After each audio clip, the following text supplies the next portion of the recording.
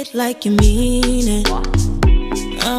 Hey guys, welcome back to our channel. So this video is going to be another makeup tutorial like they normally are. I really don't have that much to say, so I'm not going to make this intro forever long like I normally do. But what I will say is that I did do like a little mini hair tutorial on how I did my hair right now. So I will link that up here. You can check that out when you're finished with this video.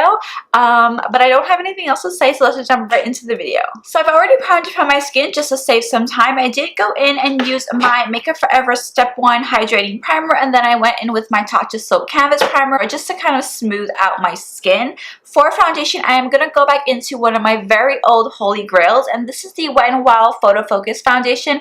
I am in the color Caramel. I absolutely love using this foundation, especially when I'm going out for events, because it just photographs, and trust me when I say that there is no flashback.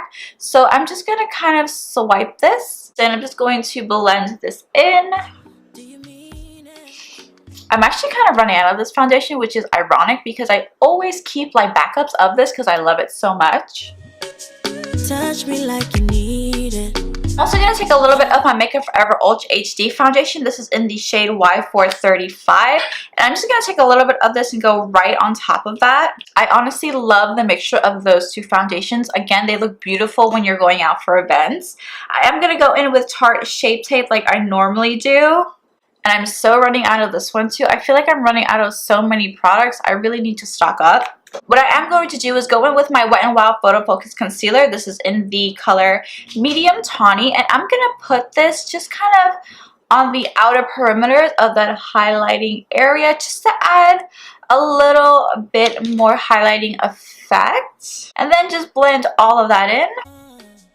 So in my previous video, I was saying that I want to film like a Q&A video, but again, I don't know if that's something you guys would be interested in. So what I'm going to do is I'm going to link my Instagram here somewhere on the screen, and DM me questions that you guys had. If I have a lot of questions, you know, I'll definitely do the Q&A, but if it's not something you want to see, then, you know, it's completely fine. To set that, I am going in with my Mercier translucent powder.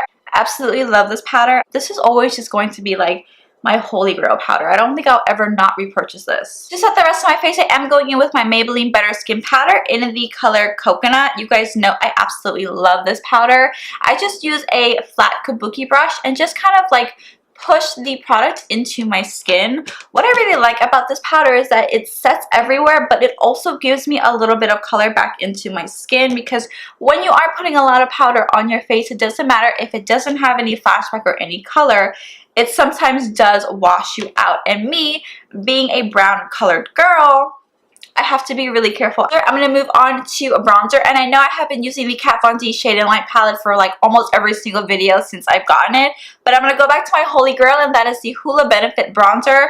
Absolutely love this bronzer. It's just kind of always that one product that I will always trust. It just does what I need it to do, and it's never like overpowering, and I've actually hit pan on this. For contour, I'm going in with my Too Faced Chocolate Solei bronzer with a smaller brush here, and I'm just going to snuggle this into that little socket. I'm going to change it up a little bit and go in with a Makeup Geek blush. This is in the shade Puppy Love. Yeah. For highlighter, I am going in with the Amrezy Highlighter with Anastasia Beverly Hills. And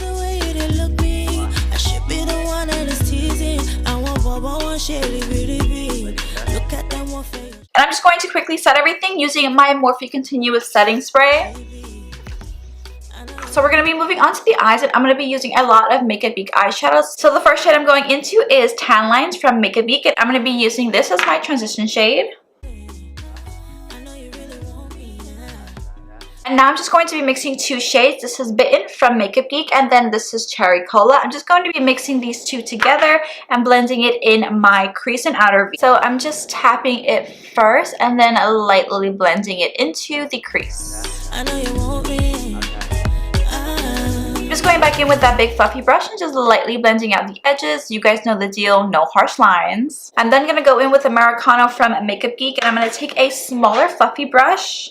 I'm going to first use a little like tapping motions to press on the pigment, and then really lightly blend it up into that crease.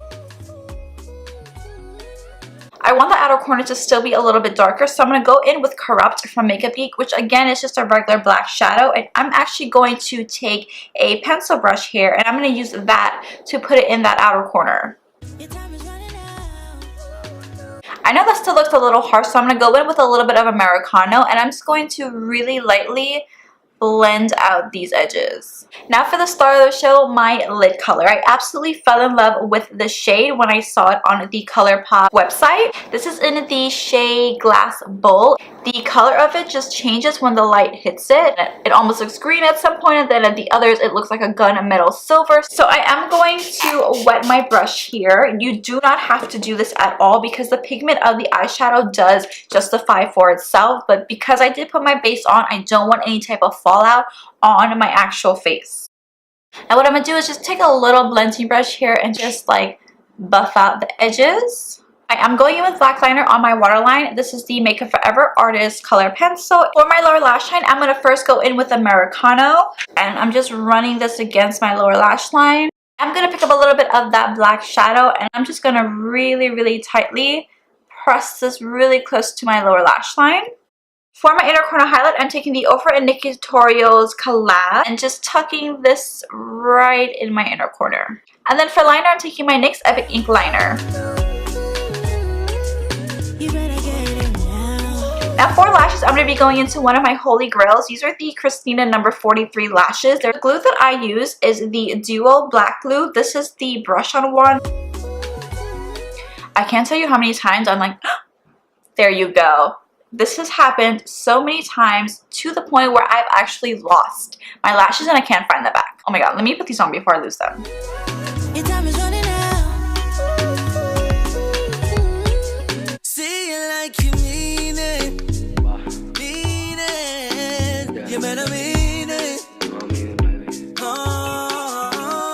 I did apply some mascara off of camera. I used my Monsuire Big Mascara from Lancome, and I'm going to move on to lips. This look is almost done. You can of course line your lips with whatever you want. I'm going to go in with my favorite. This is Chestnut Maroon from WetnWild. And then for lipstick, I'm going in with one of the Milani matte lipsticks. This is in the color Matte Style, number 76. Girl, you know it's all on you. I'm already on my way. That link up overdue.